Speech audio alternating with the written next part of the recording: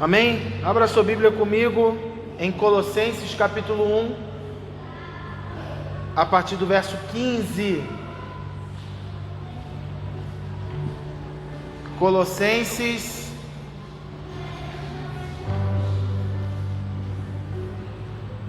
capítulo 1, a partir do verso 15. Abra sua Bíblia, seu smartphone, tablet, ou olhe para o telão, veja o que é melhor. Colossenses capítulo 1, verso 15, que diz assim: o Filho é a imagem do Deus invisível, e é supremo sobre toda a criação, pois por meio dele todas as coisas foram criadas, tanto nos céus como na terra, todas as coisas que podemos ver e as que não podemos, como os tronos, reinos, governantes e as autoridades do mundo invisível.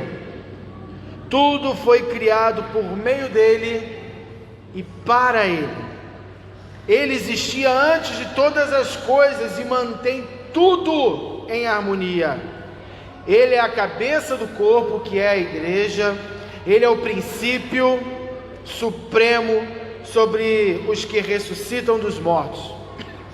Portanto, ele é o primeiro em tudo, pois foi do agrado do Pai que toda a plenitude habitasse no Filho. E por meio dele, o Pai reconciliou consigo todas as coisas. Por meio do sangue do Filho na cruz, o Pai fez as pazes com todas as coisas, tanto nos céus como na terra. Isso inclui vocês, que antes estavam longe de Deus, eram seus inimigos, dele separados por seus maus pensamentos e ações. Agora, porém, ele os reconciliou consigo por meio da morte do Filho no corpo físico. Como resultado, vocês podem se apresentar diante dele santos, sem culpa e livres de qualquer acusação. É preciso, porém, que continuem a crer nessa verdade e nela permaneçam firmes. Não se afastem da esperança que receberam quando ouviram as boas novas que foram anunciadas em todo o mundo, e que eu, Paulo, fui designado servo para proclamar. Amém? Que texto lindo, né? Esse texto é lindo demais. O texto é lindo demais. E eu gosto de dar título ao sermão, né? O título do sermão de hoje é assim, ó. Olhe para o irmão que está ao seu lado aí, com todo amor e carinho, e diga assim para ele: o universo tem um centro. Fala para ele: o universo tem um centro. E fala assim para ele: e não é você. Esse é o título do sermão de hoje. O universo tem um centro e não é você. Vem. Queridos, vivemos em uma época marcada por uma pergunta escondida em quase todo o coração humano. Sabe que pergunta é essa? Onde está o centro firme da vida? Ou onde está centrado a vida? Pessoas têm buscado esse centro da vida na carreira, tem gente buscando isso em relacionamentos, tem gente buscando isso em experiências, tem gente buscando uma espiritualidade muito rasa. A gente conhece muita gente que parece, sabe o quê? Tem quilômetros de conhecimento, mas um palmo de profundidade. Eu costumo dizer que o conhecimento que você tem, e esse conhecimento não vira sabedoria na prática, você só tem obesidade cerebral. Você só sabe muita coisa que não serve para porcaria nenhuma. Tu conhece gente assim, que tu conversa com ela, ela sabe tudo, e não tem problema a pessoa saber muito, se ela tem buscado conhecimento. Que mal tem isso? Nada. Mas o problema está em você ter o conhecimento e você não sabe o que está fazendo com ele.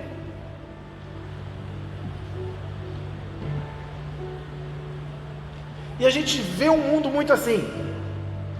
Eu não sei vocês, 40 a mais como eu, mas a gente tinha na nossa época uma certa dificuldade de ter acesso a algumas informações. E tem informações que a gente só foi ficar sabendo depois de velho.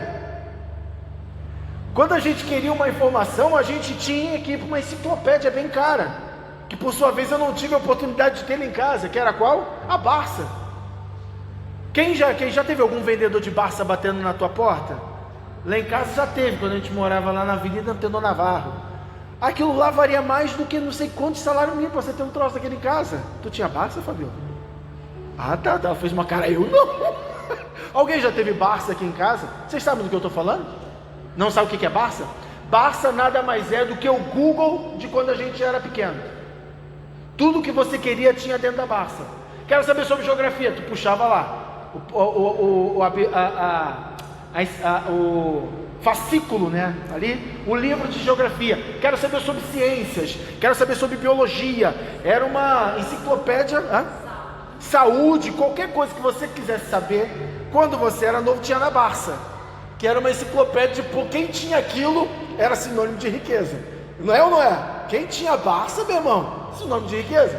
E tipo assim, ela custava bastante, demorava a atualizar como as coisas atualizam hoje, né? Então, se você quisesse ter uma informação, ou você tinha uma Barça, ou você tinha que confiar o que aparecia no jornal. Aí, se você quisesse ter uma informação melhor, um conhecimento melhor, ou você acordava bem cedo para você ver qual? Telecurso 2000. Gente, não é possível. Eu não. Tem velho aí também, não é só eu não. Pelo amor de Deus. Vocês se acusam aí, a maioria pinta o cabelo aí.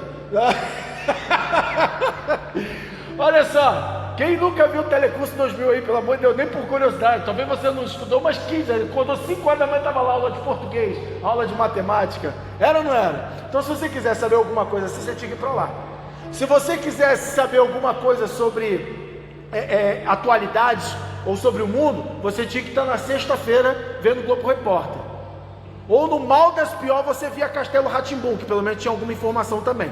Castelo Rá-Tim-Bum, vocês lembram, né? Então essa aí, né? Uma mão lava a outra. Isso aí, né? Então falava sobre higiene, falava sobre ciência, falava sobre música. Então assim, você tinha que ter esse tipo de informação. Fora disso, então não adianta você ter uma espiritualidade de um vasto conhecimento se a tua profundidade é rasa. É quilômetros de conhecimento e um palmo de sabedoria.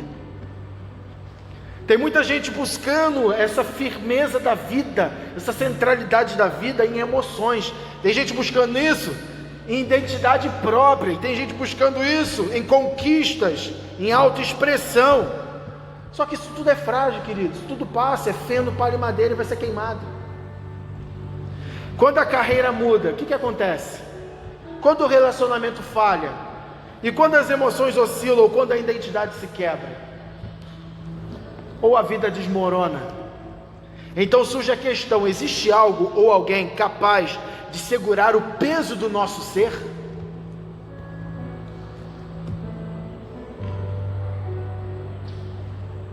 Paulo responde que sim, e a gente leu isso. E esse alguém é Cristo Jesus, a quem hoje celebramos a sua morte e a sua ressurreição.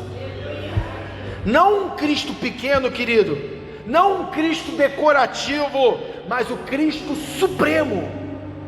Paulo fala o Cristo supremo sobre toda a criação. Colossenses capítulo 1 do verso 15 ao 23, querido, é um Everest da cristologia bíblica, é o cume da cristologia bíblica. Paulo escreve para uma igreja cercada de ensinos que diminuíam Jesus. Eu vou explicar isso rapidamente.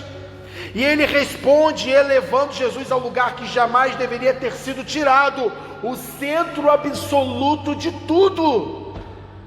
A igreja de Colossenses, querido, ela ficava mais ou menos a 190 quilômetros de Éfeso. Então Colossos ficava a 190 quilômetros de Éfeso. E Colossos era uma rota comercial muito forte para Roma, tá? Uma rota comercial muito forte para Roma. Hoje, Colossenses, a igreja de Colossenses, na atualidade estaria situada na Turquia, para você ter uma ideia, tá? Então o que acontece? Era uma igreja, uma carta que foi escrita 60 depois de Cristo, ok? Se você fizer uma conta 60 depois de Cristo, tá? Como é que se conta antes e depois de Cristo? A partir do nascimento, sim ou não? Então, Jesus já viveu 30 anos, seu ministério foram 33 anos, então é mais ou menos, essa carta foi escrita 30 anos depois do que tudo já tinha acontecido. Jesus já tinha vindo na terra, cumprido a sua missão em obediência ao Pai, tinha morrido, morte de cruz, ressuscitado, teve com os seus discípulos depois, ascendeu aos céus. E 30 anos depois, Paulo está escrevendo uma carta para essa igreja. Só que a diferença de ele escrever para Coríntios, para a igreja de Roma, Romanos, que é mais perto de tudo que aconteceu, pessoas que provavelmente até viram Cristo, tá? É a igreja de Colossos que está bem distante. E o ponto central aqui é que lá em Colossos havia uma influência muito grande sobre ensinamentos romanos e ensinamentos gregos. E aqui que está um ponto que assim, não há nada novo debaixo do sol. Não há nada novo debaixo do sol. Você pensa que tem novidade hoje em dia? Nada se cria, tudo se copia. E Satanás tem uma habilidade absurda para copiar, porque Satanás nunca terá o poder de ser original. Não. Tudo que ele faz é cópia, e aquela cópia é muito mal feita. Aquela cópia é ruim, entendeu? Que quando você aperta o botãozinho, tchan, tchan, tchan, tchan, tchan, tchan, tchan, tchan, tchan, que é bem chinesa, ruim, é mais ou menos, tchan, tchan, tchan, tchan, tchan, você compra o celularzinho para a criança brincar, é mais ou menos isso aí. Satanás é isso aí, mais ou menos, tá? É mais ruim demais. Aí onde eu quero chegar para você entender isso daí? A igreja de Colossos estava tendo essa influência. Sabe qual era a maior influência que ela tinha? Diminuir Cristo, mostrando que líderes espirituais eram mais importantes para a igreja naquele momento. Querido, a gente está falando de 2000 anos atrás. O que a gente mais vê aí é profeta andando de Mercedes falando que é o profeta da nação. Tem um que eu não sei o nome dele, graças a Deus, que ele usa uma calça vácuo, que eu não sei como ele consegue colocar aquela calça. O cabelo dele é tipo Johnny Bravo. Só estou falando coisa velha aí, não sei se o pessoal consegue se identificar. Se sorriu, se identificou. É velho junto comigo. O Johnny Bravo, aquele cabelo bem lambido assim. E o cara é o profeta das nações. Faz mais espiritismo dentro da igreja do que outra coisa. Aí esse pessoal faz o quê? A mesma coisa que estava acontecendo na igreja de Colossenses. Diminuindo a centralidade de Cristo, achando que líderes espirituais são mais importantes para a igreja do que Cristo. E isso acontece muito nas igrejas brasileiras, onde a gente vê homens e mulheres idolatrando seus líderes, achando que não sabe o que fazer se não tiver o seu líder. E você acha que isso é novo? Não é novo, isso já aconteceu na igreja de Colossenses. E Paulo escreve essa carta falando isso. Os seus 2 primeiros capítulos trazendo uma teologia cristocêntrica violenta, e os outros capítulos falando de coisas mais práticas da vida cristã. E sabe qual é o mais engraçado? Paulo, ele traz uma mensagem que Cristo é o centro de todas as coisas. E sabe de onde ele escreve essa carta? Da prisão, querido. Você está entendendo ou está difícil de entender hoje?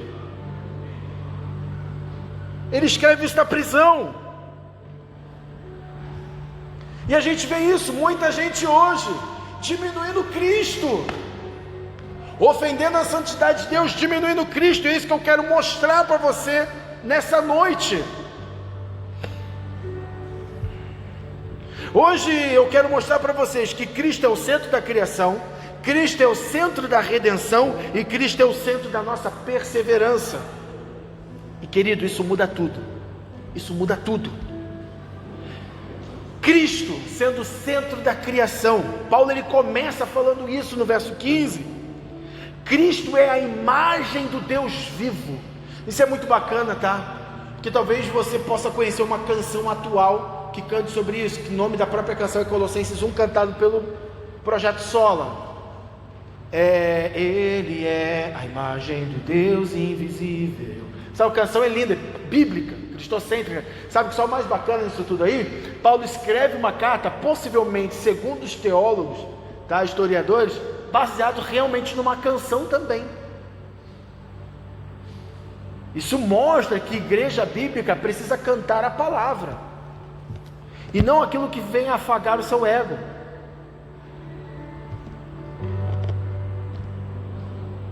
Cristo é a imagem do Deus vivo, querido. Ele não é parecido, ele não é o reflexo, ele é a revelação perfeita de Deus. Essa era a hora que você falava amém. Não entendeu? Se você não entendeu, vou repetir. O texto, o verso 15 do capítulo 1 diz que Cristo é a imagem do Deus vivo. Então ele não é parecido, ele não é reflexo, ele é a revelação perfeita de quem Deus é. Se você quer saber quem Deus é, não olhe para dentro de si, olhe para Cristo. Tim Keller, assim, leia, ele é muito bom, leia esse cara. Felizmente Deus o levou, poucos anos atrás, pouquíssimo, não sei se foi ano passado ou ano retrasado, mas assim, até a receita de pão, se ele escreveu, tu pode ler. Pensa num homem assim, bom de ler, bom, Tim Keller. Ele disse que a religião quer mostrar um caminho para Deus. O Evangelho mostra Deus descendo até nós. Amém. Cristo é o primogênito de toda a criação. Eu quero que você entenda o que Paulo estava dizendo. Cristo é o primogênito. Às vezes você tem uma ideia de primogenitura diferente daquilo que a palavra diz. Cristo é o primogênito de toda a criação, não criado, tá, querido, mas preeminente. O termo primogênito fala de posição, não de origem. Aqui não é falado sobre posição, aqui está falando de origem. Ele é o herdeiro, o governante, o rei legítimo de tudo. Colossenses capítulo 1 é bonito demais, porque só de você ler já vai dando um negócio. Até quem não é pentecostal fica pentecostal lendo Colossenses 1. Não tem como, bota aí, Jennifer, a partir do verso 15. Não tem como. Vai dizer assim, o verso 15. O 15. O Filho é a imagem do Deus invisível e o Supremo sobre toda a criação. Pois por meio dele todas as coisas foram criadas, tanto nos céus como na terra, todas as coisas que podemos ver, as que não podemos, como tronos, reinos, governantes, autoridades do mundo invisível, tudo foi criado por meio e para ele. Ele existia antes de todas as coisas e mantém tudo. Quem mantém tudo em harmonia é o Cristo Supremo. Próximo. Não tem como você não ler, querido, em teu coração não se encher de esperança, perseverança, graça e alegria, e em extrema gratidão, em você ter a oportunidade de ser chamado filho deste Deus. Ele é a cabeça do corpo, que é a igreja. Ele é o princípio supremo sobre os que ressuscitam dos mortos. Portanto, ele é o primeiro em tudo. Pois foi do agrado do Pai que toda a plenitude habitasse no...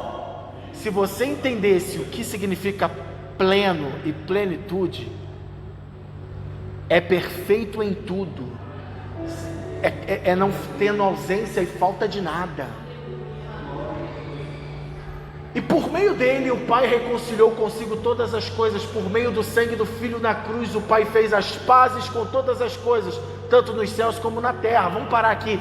Não tem como você não ler um texto desse e teu coração não encher de alegria. Se o teu coração não enche de alegria, você só está lendo um jornal, você não está lendo a palavra do Deus vivo. Aí você, Senhor, fala comigo, está falando. O que você quer mais? O que você quer mais? Eu preciso de esperança. Leia Colossenses 1. Quer mais esperança que isso? O que mais você precisa? Olhe isso. O seu coração não se enche de alegria vendo isso. Vamos continuar. Ei, todas as coisas foram criadas por Ele, por meio dele e para Ele. Querido, eu gosto de chamar isso aqui a tríade da adoração. Dele, por Ele e para Ele são todas as coisas. Se você entender esse versículo, você entende que Ele é o centro de tudo e o centro de todos. Tem uma canção que eu acho linda. Ela é simplesinha, pequenininha, mas assim, ó, para mim ela faz muito sentido, tá? É de um casal aqui de Curitiba. É a Jaqueline e o esposo dela. O sobrenome eu não sei falar, muito difícil. Mas assim, eu amo as canções deles. E o refrão diz assim, ó: toda a força do universo está centralizada em Cristo. O refrão é só isso. Toda a força do universo está centralizada em Cristo. Se você entender isso aí, você para de ser o centro. Para de ser o centro, para de ouvir música ruim. Chega de ser envergonhado, chega, preciso ser exaltado. Gente, eu tenho uma raiva dessa música. Com todas as minhas forças. Quem escreveu estava endemoniado. Isso não é para o Senhor. Chega de ser humilhado, eu preciso ser exaltado. Aí quando você olha e você vê o texto bíblico, você vê que ele se fez o quê? Um de nós, habitando nessa carne, humilhou-se, teve morte de cruz, e a canção diz sobre ser exaltado. Não dá para mim, não dá para mim, não dá, deixa quieto, é o carro da heresia, não dá. Todas as coisas foram criadas por Ele, por meio dEle e para Ele. E é muito engraçado que tem 3 preposições que resumem o universo. Por Ele é a causa. Entendeu o que Paulo falou? Por Ele, por meio dEle e para Ele. Isso são preposições. Então você vai ver, por Ele fala sobre causa. Por meio dEle, Ele é o agente disso. E para Ele é a finalidade. Ele é o final de tudo. Isso aqui é lindo demais. É lindo demais porque existe por causa dele, e ele é o agente para isso existir, e só por ele ser um agente feito por causa dele, ele é o final disso tudo. Isso mostra que nada é sobre a gente, tudo é sobre ele, tudo é sobre o Senhor. A vida não é sobre nossos sonhos, nossos sentimentos, nosso conforto, nossa glória. A vida é sobre Ele. Quando você tira Jesus do centro, tudo, querido, se desintegra, inclusive você. Cristo sustenta todas as coisas, cada átomo, cada molécula, cada galáxia, cada respiração sua está sendo sustentada por Ele agora. Você só está respirando agora porque Ele quer, não é porque você tem pulmão, é porque Ele quer. É porque Ele quer. É porque Ele quer. Você abriu os olhos nessa manhã não porque você despertou, é porque Ele quis.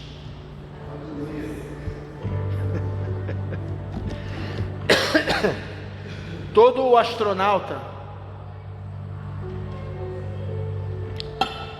todo homem astronauta, toda mulher astronauta que sai do planeta, vai fazer alguma missão no universo, e tem a primeira vez que olha o planeta, a pessoa ela entra em choque. Se você fizer algumas pesquisas, não vê só vídeo ruim não, vê uns vídeos bons no YouTube também, tem vídeo bom.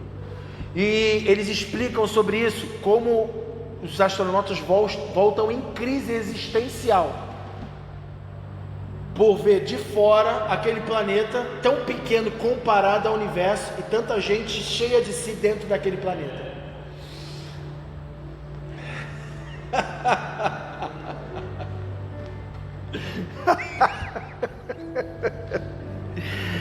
Ai, Jesus, me ajuda a pregar esse sermão.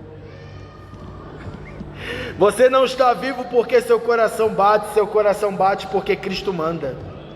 Como diz em Hebreus capítulo 1, verso 3, Ele sustenta todas as coisas por sua palavra poderosa. Você só está de pé hoje porque Ele liberou uma palavra sobre a sua vida. Nada diferente disso. Não é porque você ora bem ou ora mal.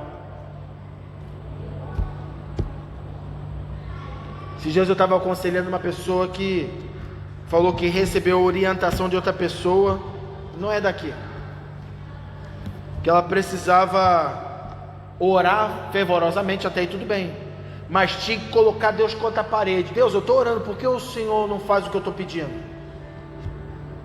Aí eu falei assim, o que você acha sobre isso? O Senhor nunca ensinou isso.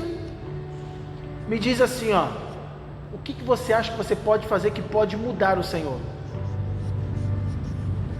As nossas súplicas são dirigidas a Cristo, e Cristo, no seu lugar de advogado, que significa intercessor, intercede pela nossa causa.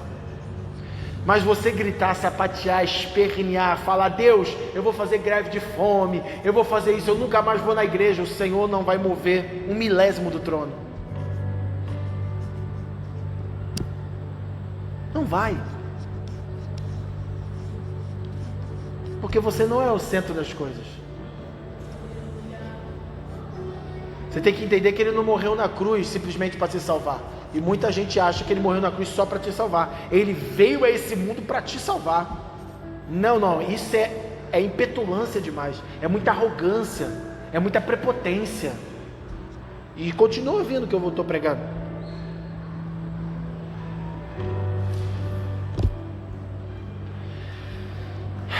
Sua vida está instável porque o centro não é Cristo, é você. E você não foi criado para ser o centro de nada, da tua vida, de nada.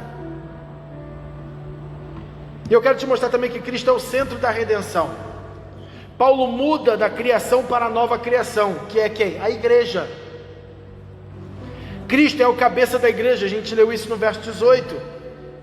Cristo não é só líder, Ele não é só fundador, Ele não é só o exemplo, Ele é a cabeça, e cabeça fala sobre fonte, autoridade e sustento. Logo, se Cristo é a cabeça, a igreja não tem agenda própria, a igreja não escolhe o seu caminho, a igreja não define a sua doutrina por votação, a igreja não se rende ao espírito do tempo, a igreja segue o cabeça, que é Cristo. Não tem nada que eu e você possamos fazer. Não tem, querido. Mas eu não gosto da cabeça. Se você cortar a cabeça, acontece o quê? Se você cortar um pedaço do dedo, você continua vivendo? Se você cortar uma mão, você continua vivendo? Se você cortar o braço, continua vivendo? Se cair a perna, continua vivendo? Se você ficar sem um rim, dá para viver? E sem a cabeça, querido, dá para viver? E por que você continua vivendo sem ser Cristo a cabeça da tua vida? Pessoas que se dizem cristãs, que não permitem Cristo ser o cabeça, sabe o que elas são? Zumbi. Estão andando achando que estão vivos, mas todo mundo está vendo que é morto.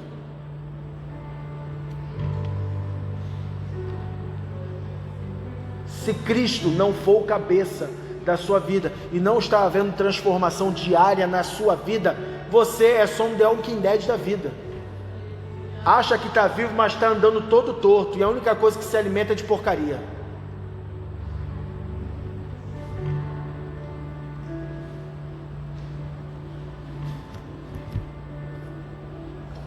Eu não sei porque ainda me pedem para pregar.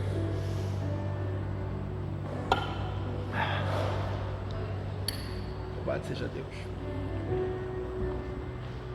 Por que você ainda acha que consegue viver sem ser Cristo a cabeça?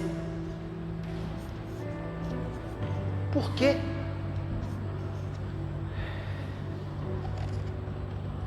Ele é o princípio primogênito dentre os mortos. Assim como Ele é o centro da criação, Ele também é o centro da nova criação, que é a igreja. Cristo é o primeiro a ressurgir para nunca mais morrer. Isso, que esperança, cara. Que esperança. A ressurreição não é apenas um evento, é uma força que já está renovando o mundo. Toda a plenitude de Deus habita nele, em Cristo. Não é uma parte, não é porcentagem, não é aspecto divino, é toda a coisa. Toda a plenitude habita em Cristo. Isso destrói ensinos que reduzem Cristo. Reduz Cristo ao quê? A um mestre, vou gastar meu latim, moralium guia spiritualum, que quer dizer o quê? Ser iluminado. Vamos gastar o latim. Cristo é Deus pleno.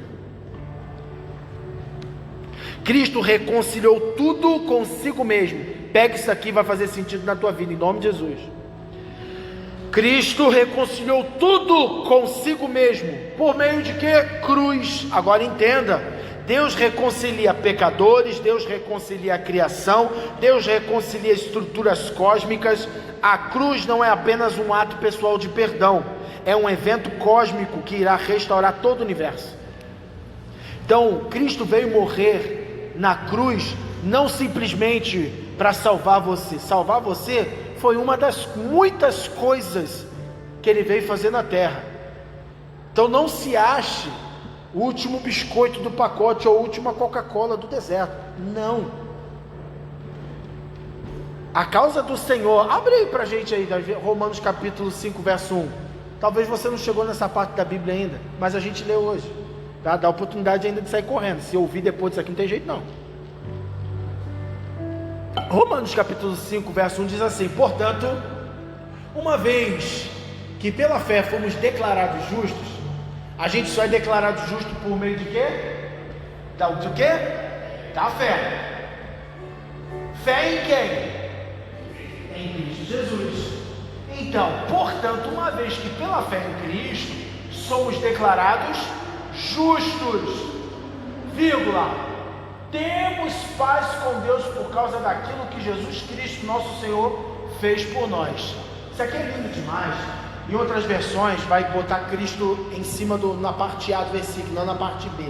Isso é bem bacana, porque se você fizer assim uma hermenêutica básica, querido, se agora, pela fé em Cristo Jesus, você foi justificado e você tem paz com Deus, antes você estava com quem, Deus? Com o quê?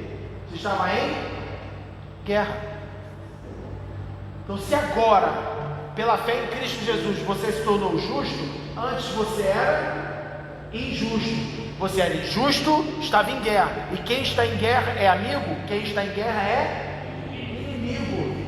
Você já parou para pensar que talvez você não conseguiu ainda mensurar e nunca vai conseguir, mas pelo menos lendo a palavra e meditando nela, você consegue ter um pequeno lapso de ideia de quem é o Criador.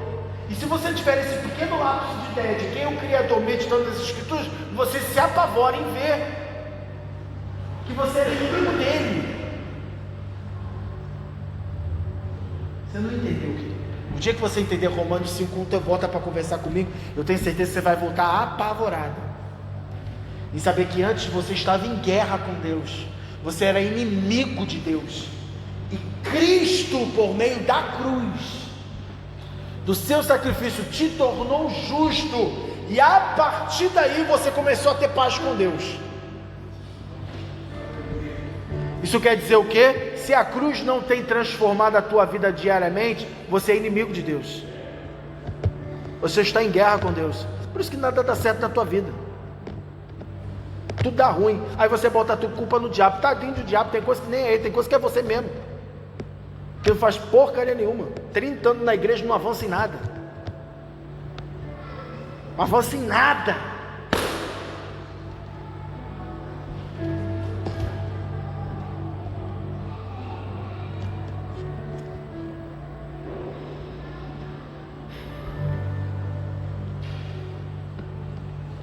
A cruz não é apenas suficiente para você, ela é suficiente para tudo. A cruz, assim ó, se você ler Atos, se não me falha a memória, capítulo 3, vai falar sobre a restauração de todas as coisas. Eu tenho um sermão sobre isso, é lindo demais, a restauração, não o sermão, o texto, a restauração de todas as coisas, a partir de Cristo Jesus. Ele veio para restaurar tudo. Sabe o que é restaurar tudo? Assim, querido, se você olhar para Gênesis capítulo 1 e capítulo 2, não havia pecado. Se você olhar para Apocalipse capítulo 21 e 22, não haverá pecado também. O único momento na história da humanidade que não haverá pecado, que não houve e não haverá, é Gênesis capítulo 1 e capítulo 2 e Apocalipse 21 e 22. Leia e veja assim, o pastor tinha razão. E sabe qual é o mais bacana?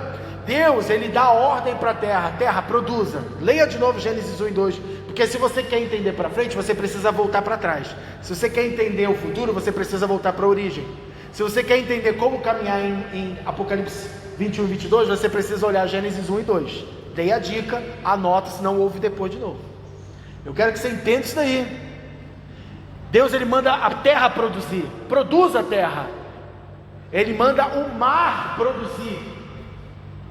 Isso aqui é muito bacana, produz a terra, e a terra começa a produzir todo tipo de fruto. E por causa do pecado, tudo entrou em desordem. Então assim, o que nós estamos desfrutando, o que você acha bom, talvez você olha para um pé de manga e você fala assim: eu não gosto de manga, mas talvez você goste. Nossa, é uma fruta tão boa. Você olha a jabuticaba, você olha não sei mais o que, você, nossa, que fruta, como é que, só Deus para criar algo desse.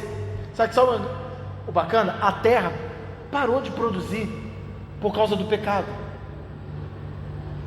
Chegará um dia onde todas as coisas se tornarão perfeitas, porque Ele vai restaurar todas as coisas. Quando a sua obra se tornar completa na sua segunda vinda, a terra vai voltar a produzir, como em Gênesis 1 e 2. Eu não sei se foi forte demais para você entender isso aí, mas isso é bacana pra caramba.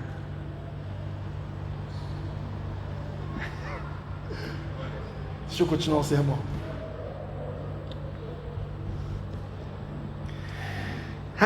Você tenta ser seu próprio redentor, mas você não consegue.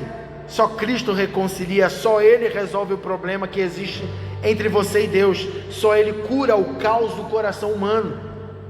Mas Cristo é o centro da nossa perseverança também. Agora Paulo torna tudo pessoal. Paulo, ele divide essa parte de Colossenses 1, do 15 ao 23, de uma forma muito linda.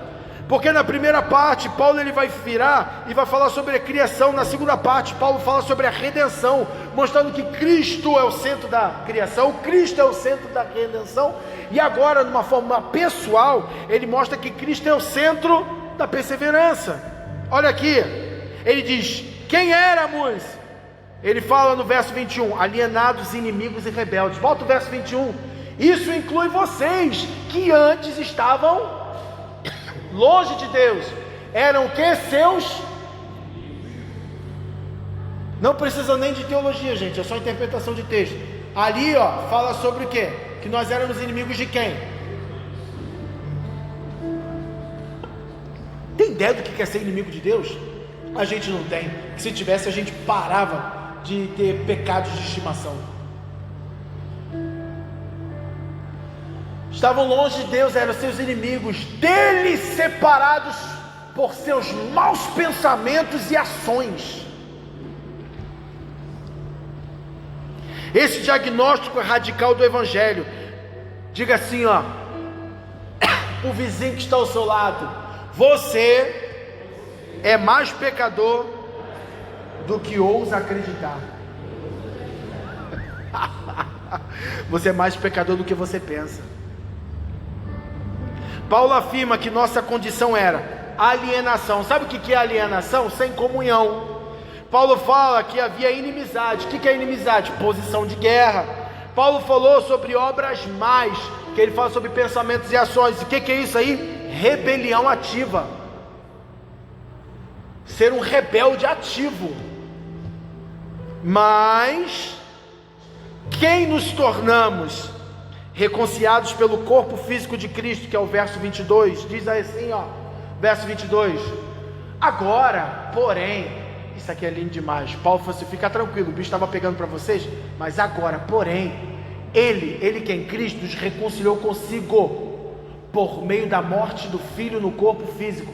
Como resultado, vocês podem se apresentar diante dele santos, sem culpa e livres de qualquer acusação. Se Cristo não é o centro da sua vida, se Cristo não é o centro da igreja, se Cristo não é o centro do teu casamento, se Cristo não é o centro do teu trabalho, se Cristo não é o centro da tua vida, você não consegue estar diante dele santo, sem culpa e livre de qualquer acusação. Não tem o que inventar, é simples, está escrito. Está escrito. Mais um pouco.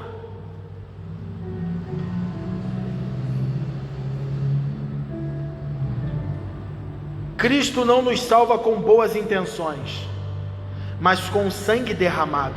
Ele não veio com uma boa intenção. Oh, tadinho deles. Não, ele não veio por pena a você, ele veio por obediência ao Pai.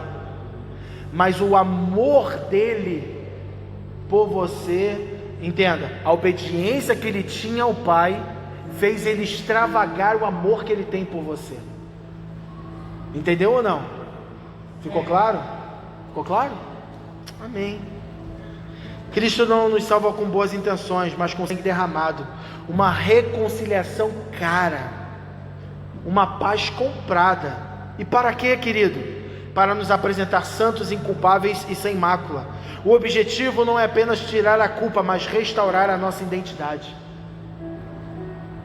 Em Cristo você é mais amado do que jamais ousou imaginar. E agora a perseverança, desde que permaneçam firmes na fé. Agora tem uma condição. Leia a Bíblia e observe que sempre há uma condição. Buscar-me-eis e me achareis. Se me buscares de todo o vosso coração. Buscar-me-eis e me achareis. Aí você para. Não, tem uma condição. Se me buscar de todo o vosso coração. De que Deus devolverá mordida, sacudida, recalcada. Sempre vai ter uma condição. Sempre vai ter uma condição. Sempre vai ter algo que você precisa fazer.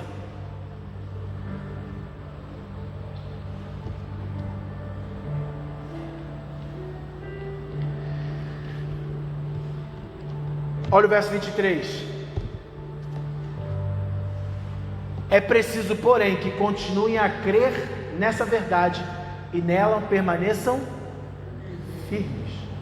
Não se afastem da esperança que receberam quando ouviram as boas novas. Todos aqui já entregaram a vida para Cristo Jesus? Amém? Então você um dia ouviu a boa nova. É sobre essa boa nova que você precisa se apegar até o último dia da sua vida.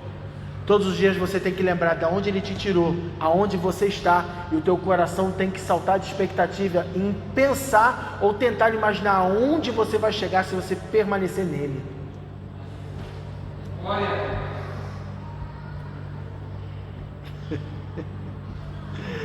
Aleluia. Aleluia.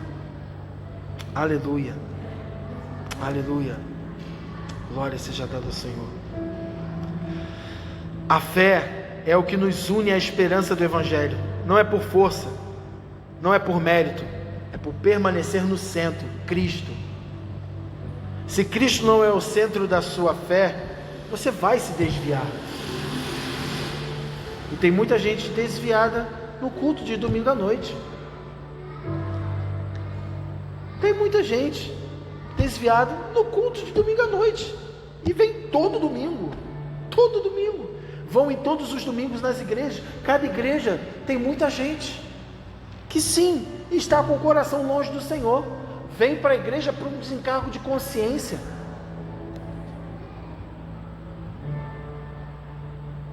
Eu conversava com uma pessoa e eu disse para ela: você tem que parar de buscar o perdão do Senhor porque você tem medo do inferno. Porque se você tiver medo do inferno, é o inferno que você merece. Porque se você está buscando o Senhor, você vem para a igreja porque você tem medo de ir para o inferno, é esse lugar que você vai ganhar. Porque a Bíblia nunca foi sobre isso. De Gênesis a Apocalipse, sempre foi a história de uma relação, de uma vida relacional entre o pai e os seus filhos. Então você tem que parar de vir para a igreja porque você tem medo de ir para o inferno. Na verdade, você tem que vir para a igreja para o teu coração encher de esperança em você sair para a segunda-feira com o coração cheio de expectativa de buscar a presença dele. Porque de Gênesis a Apocalipse é sobre a presença relacional de Deus. É sobre a presença relacional de Deus, de Gênesis a Apocalipse. A gente vê Moisés, Deus falando assim para Moisés: não, faz o seguinte, pega ouro, pega prata, pode ir embora, faz o que você quiser, eu não vou com vocês não. Vocês vão ser um grande povo, vocês vão bombar, pô. eu faço o seguinte, ó, pode ir, vocês vão arrebentar, vocês vão se dar bem. Na versão do Jonatas, né? E o que Moisés fala para Deus? Não me faça subir desse lugar, se o teu ouro não for comigo, se a tua prata não for comigo, se o teu fogo, a tua coluna de fogo não for comigo, ou se a tua nuvem for comigo, não me faça subir desse lugar, se a tua presença, você está querendo ouro, está querendo prata, você está querendo tanta coisa, e o Senhor, Ele quer manifestar a presença, Ele quer voltar a se relacionar com você, porque Ele nunca deixou de vir na viração do dia, é você que parou de estar no lugar onde você deveria estar.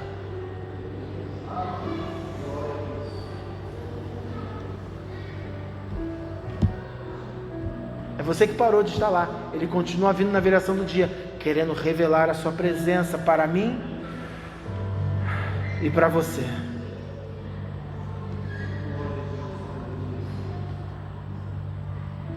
É você, assim, é você que fala que não gosta de ler a Bíblia, que não entende, ou que, não, eu durmo, eu tenho preguiça. Querido, não gostar de Bíblia e ser cristão não combina. Você não é crente, me desculpa. Se você não gosta de ler a Bíblia, você não é cristão. E me prove que você é. Me prove que você é. Você fala que não gosta de ler a Bíblia porque você dorme, você dá 1000 desculpas. Você não é cristão. Você ainda não conheceu Cristo. Você não sabe o que é a presença real de Deus na tua vida. Você só vive da misericórdia e não da graça. E a misericórdia é a causa de nós não sermos consumidos, porque Ele ainda, em amor e graça, Ele tem a esperança de você acordar. Aí quando você despertar para isso, para a presença, aí você começa a viver de graça em graça, de uma graça superabundante. Mas não, você vive só de misericórdia. Por quê? Porque nem crente tu é. Tu não gosta de ler a Bíblia. Não gosta de ler a Bíblia, a palavra. Não faz sentido. Não faz sentido, querido.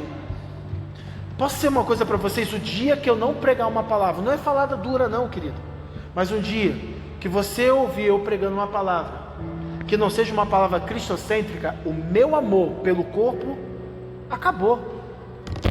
Eu não amo mais vocês. Entenda isso. Eu sempre disse isso por onde eu passei. Sempre disse por onde eu passei. O dia que eu deixar de abrir as escrituras e exortar e encorajar, é porque o meu amor acabou pelas pessoas que me ouvem. E como todos os outros pastores que falam aqui, eu só estou falando em outro tom, mas o Osmar falou em outro tom também. O que a gente fez no ano inteiro?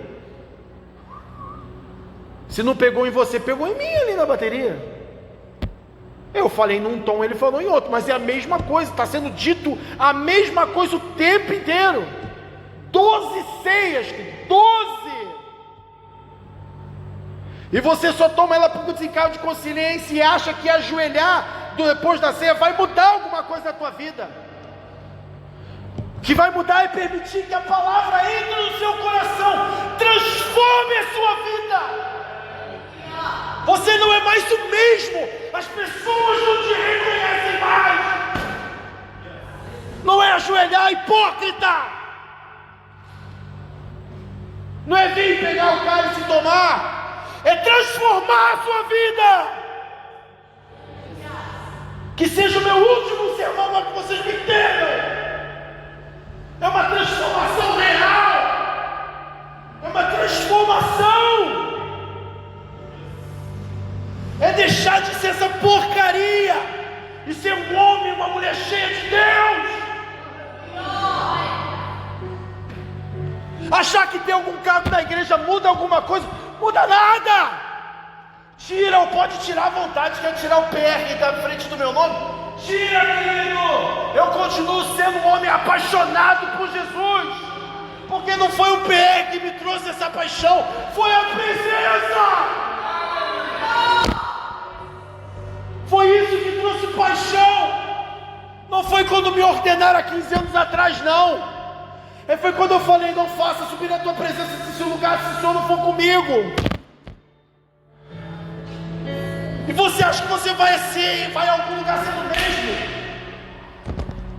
não colocando a palavra em prática na tua vida, mulher como esposa, na tua vida, homem como esposo. Tem gente que vem na igreja só para receber uma mão na cabeça. Chega! Esse não é o corpo de Cristo.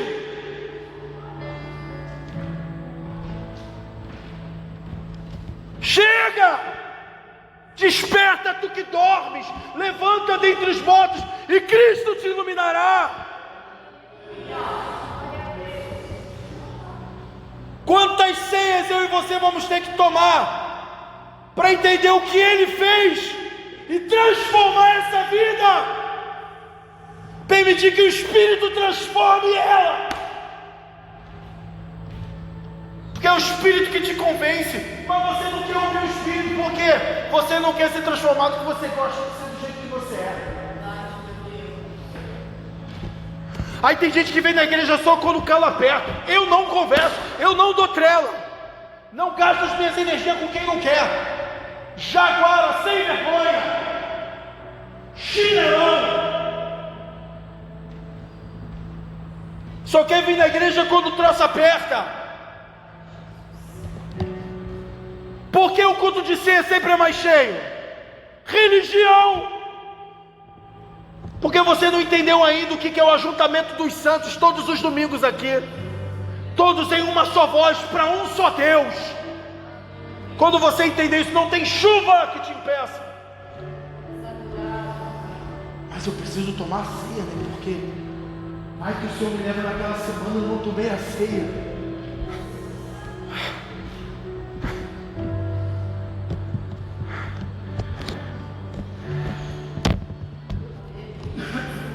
Pode ficar com raiva de mim, querido, eu já estou acostumado. Minhas costas é larga pra caraca. Você não sabe o que eu já passei, o que eu e a minha esposa já passamos. Você não nem imagina. Você não imagina. Você não imagina o que nós já passamos. Eu não vou deixar de pregar a verdade. E incentivo e encorajo a todos os pastores dessa igreja: nunca pare de pregar a verdade. Estou aqui, custe o que custar.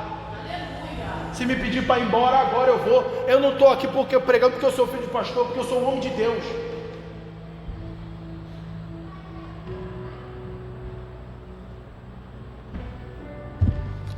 Acorda. Acorda. Para de viver uma vida religiosa, uma falsa santidade. Querido, um dos dons que eu tenho mais pedido nos últimos anos é o dom de discernimento. A gente consegue ver facinho quem está vivendo de aparência, quem é sepulcro caiado. Querido, a gente consegue ver em 2 dedos de conversa. Estou mentindo, Fabio? É 2 dedos de conversa. A gente vê o sepulcro caiado. Aí vê que as pessoas só vivem de aparência, sabe nada de Deus. Vou te ensinar um troço aqui rapidinho para ver se isso acorda. Pode ir colocando aqui já, que depois eu vou passar para o pastor. Pode ir colocando aqui, por gentileza. Fica tranquilo, depois eu me acerto com o pastor da igreja se eu peguei duro demais. Não tem problema não. Não é porque é meu pai não, ele é pastor da igreja e ele... Não, você foi duro, você não foi, não tem problema não, filho. Nunca tive medo disso, não vai ser agora.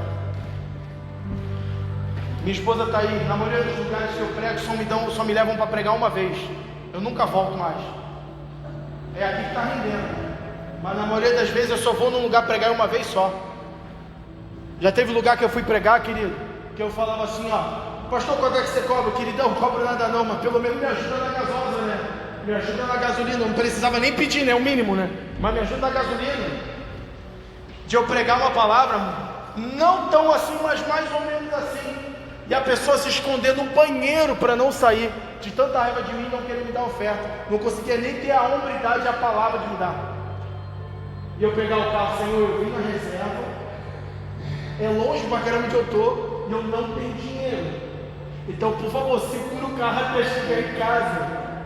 Já teve vez de eu pregar, de eu sair, de terminar de um lado, a pessoa sair do outro. Ainda não tive a oportunidade de tomarem o microfone da minha mão, igual fizeram já com o Gregório McNutt e outros pastores. Mas não tive ainda essa oportunidade. Se tiver, querido, aí que eu vou saltar de alegria. É mais ou menos igual o Pedro tomando chicotada, todo feliz porque está apanhando em nome de Cristo. Estou doido para pregar no lugar e alguém tomar o microfone. Você acha que eu vou fazer força? Eu vou dar glória a Deus, pô. Vou para casa comer pizza com a minha família. Pare de ter medo de ser um homem de Deus. Pare de ter medo de ser uma mulher de Deus. Se posicione de uma vez por todas. O quanto você tem feito esse lugar crescer. Porque se você continua vindo aqui, é dois motivos: ou a palavra é boa e você é religioso demais e preguiçoso demais para procurar outro lugar. Eu quero acreditar que a palavra é boa, não porque eu prego, porque todos os pastores pregam uma palavra boa. Então por que você não traz outras pessoas? Porque você é egoísta e cômodo. Você é egoísta. Você não quer se preocupar com o outro, que se está bom para você, não precisa estar bom para os outros. Você é o centro, você é um gadareno.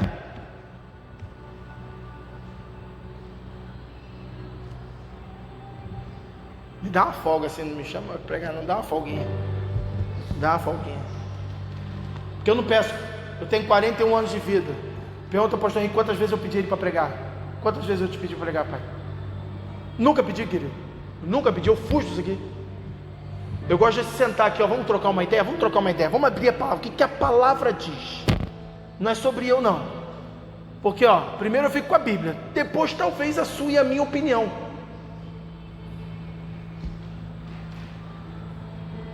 Aprende uma coisa de uma vez por todas.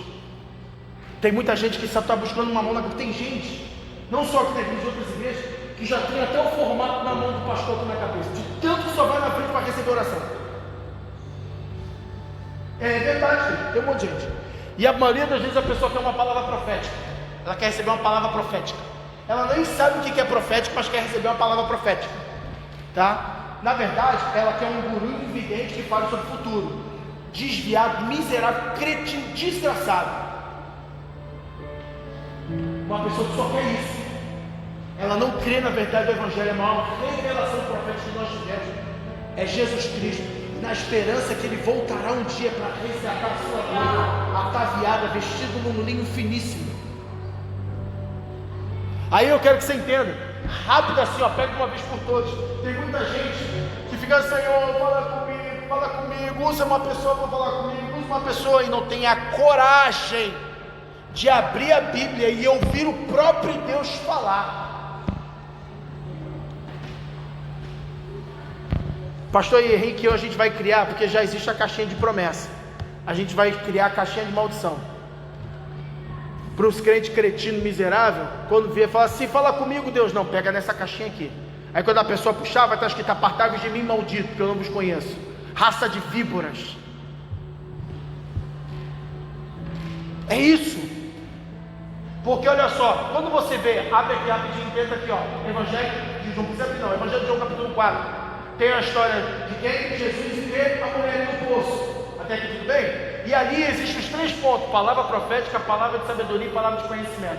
Vou te ensinar uma vez por todas, entenda e cresça em nome de Jesus. Fala comigo, Deus, fala comigo, fala comigo, fala comigo. Aí Deus usa, né, uma pessoa, e a pessoa começa a falar para você coisas que já aconteceram na sua vida, que ninguém mais sabe.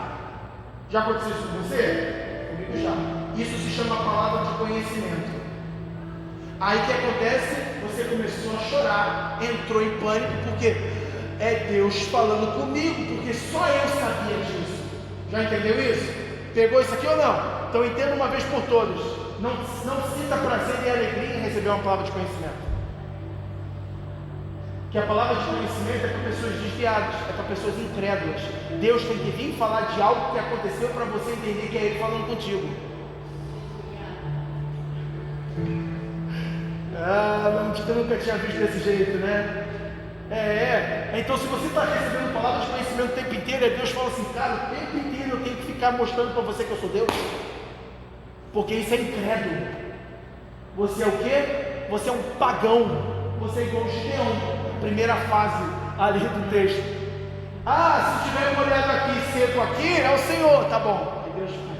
Não, agora se tiver o contrário, Deus faz. Isso é pagão. Se você está tendo essa atitude, você é um pagão, você é um incrédulo, você não crê nesse Cristo Supremo sobre todas as coisas e a criação. Ah, pastor, como é que eu faço para entender isso aí? Tenha fé, busque a palavra e amadureça. Para de ser uma criança. Aí você vai e quer uma palavra profética. A palavra profética é aquilo que vai acontecer. Talvez você já recebeu também. Não, você vai pelas nações. Uma vez um profeta gritou no meu ouvido: você é uma atalaia. Eu fiquei surdo, mas ele gritou bastante, mas eu entendi. Você é atalaia. Aí foi me empurrando. Teve um outro que chegou e eu estava sentado no canto da igreja, assim, no púlpito, estava tendo umas bandeiradas, e eu sentado no cantinho lá, e veio assim, falando que com o chofar eu ia anunciar, e pisava bem forte pelos pampas do Rio Grande do Sul. Pampas é um tipo de geografia do Rio Grande do Sul, tá? É os pampas, é um tipo de vegetação assim. E eu peraí, porque a gente aqui a gente não é só emocional não. Eu peguei um caderno, enquanto ele falava eu anotava, para realmente o quê? Palavra profética, algo que vai acontecer. Você já recebeu? Você vai para os Estados Unidos, você vai para isso. Ninguém vai para a Venezuela, só vai para os Estados Unidos, ninguém vai para a Venezuela. Então você vai para tal lugar, você já recebeu uma palavra profética de algo que ia acontecer? Ou que algo que foi profetizado que pode acontecer no futuro? Já recebeu alguma palavra assim? Isso é palavra profética.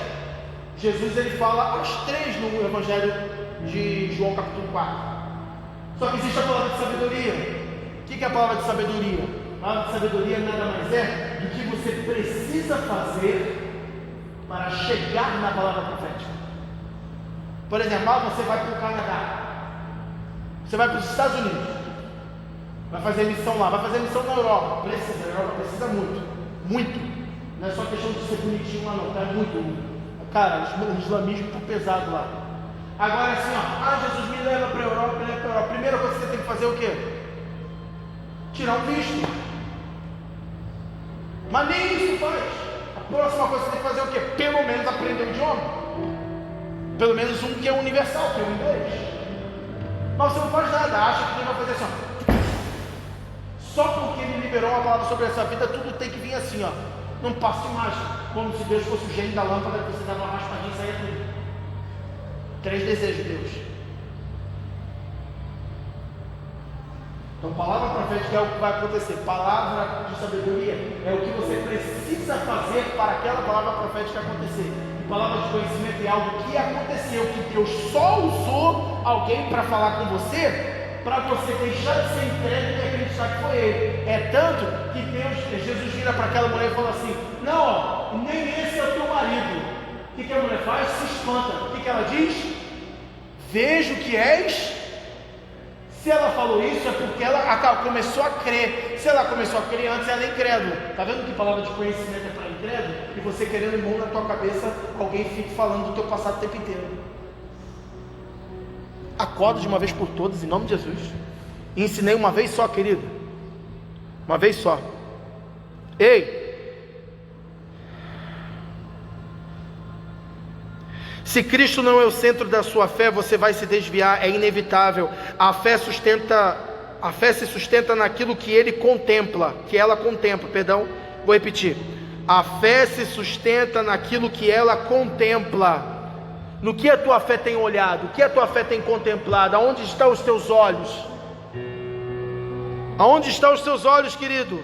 A sua fé vai ser sustentada a partir para onde você está olhando. Se você está olhando para Cristo, a tua fé é inabalável. Mas se você estiver olhando para si mesmo ou para qualquer outra coisa, vai desmoronar. Se ela está contemplando a Cristo, ela permanece firme. Você está tentando viver como se fosse o centro, mas você não foi criado para isso. Por isso há peso, por isso há ansiedade, por isso há cansaço, por isso há confusão na tua mente. Você não aguenta ser seu próprio Deus, porque você não foi criado para isso. Colossenses está dizendo: Cristo é o centro da criação, Cristo é o centro da redenção, Cristo é o centro da perseverança, e Cristo quer ser o centro da sua vida. Você precisa dele, mas mais do que isso, você foi feito para ele. Tire-se do centro, coloque Cristo no centro, descanse na obra completa dele. Permaneça firme no Evangelho, reorganize sua vida em torno da supremacia dele, e tudo vai voltar para o lugar. É impossível não voltar para o lugar se você colocar Cristo no centro. É impossível as coisas não voltarem para o lugar quando você coloca Cristo no centro. Vai acontecer se você colocar Cristo no centro.